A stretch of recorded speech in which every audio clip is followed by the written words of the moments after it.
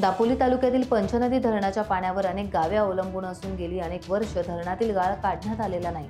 त्यामुळे पंचनदी धरणाचे पाणी कमी झाले आहे।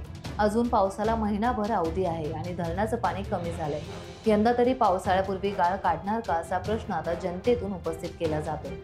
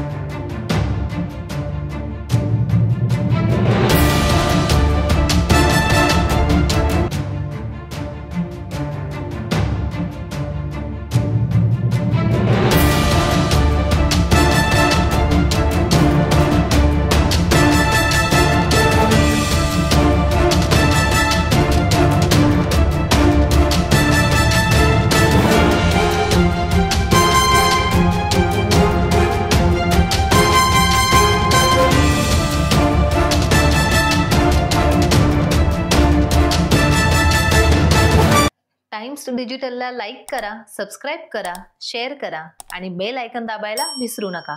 पाहत रहा टाइम्स डिजिटल।